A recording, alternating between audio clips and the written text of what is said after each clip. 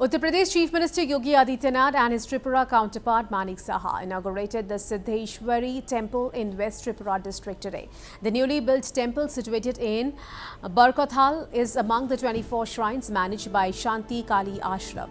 The Pramodha founder Pradyut Kishore Manikyadev Barma also attended the temple inauguration event. Addressing the gathering after the temple inauguration, Yogi Adityanath spoke about the current situation in Bangladesh even as he praised Tripura for being strong and self-reliant for ages.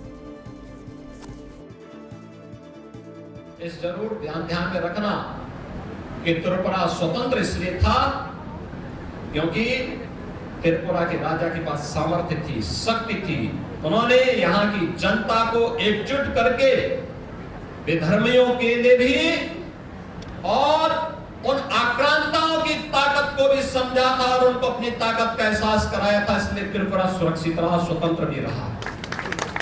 जो भी सामर्थ्यवान होगा अपनी ताकत का एहसास अपने दुश्मनों को कराएगा, वो हमेशा सुरक्षित रहेगा और सामर्थ्यवान बना रहेगा। लेकिन जो भी अपनी ताकत को खो करके अपने दुश्मन और मित्र को समझने में भूल करेगा, वो हमेशा उसी प्रकार का खामियाजा भुगतेगा जैसे आज बांग्लादेश के अंदर हो रहा है। बहनों और भाइयों, राष्ट्रीय स्वयंसेवक संघ ने इस खतरे को भांपा था 1925 में। राष्ट्रीय स्वयंसेवक संघ इस बात को जानता था कि अगर हम इसी प्रकार से कांग्रेस के द्वारा चलाई गई दुर्व्यसंधि का शिकार होते रहेंगे तो वे इस देश का विभाजन कराएंगे, हिंदुओं को कत्लेआम कराएंगे और फिर इस देश की परंपरा को, इस देश की संस्कृति को, इस देश की जातीय परंपरा को पूरी तरह नष्ट भ्रष्ट कर देंगे। Chief Minister Yogi also took an indirect dig at the Congress for partition and the formation of East and West Pakistan. Bangladesh के हालात क्यों हो रहे हैं, इस पर भी चिंतन करने की आवश्यकता है। कौन लोग इस हालात के लिए जिम्मेदार हैं?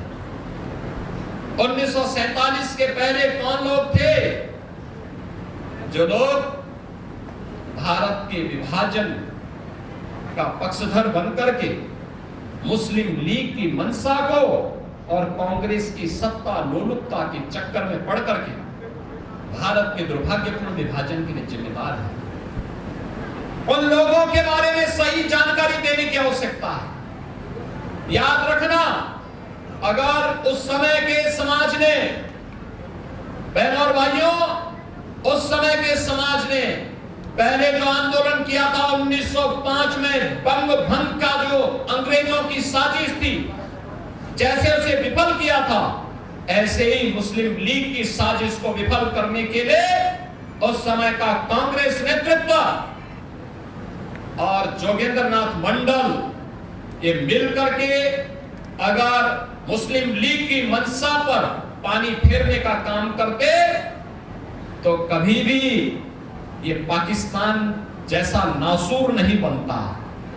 पाकिस्तान एक नासूर है और जब तक इसका ऑपरेशन नहीं होगा तब तक इस कैंसर की समस्या का समाधान नहीं होने वाला है और आज इसकी शुरुआत हो रही है।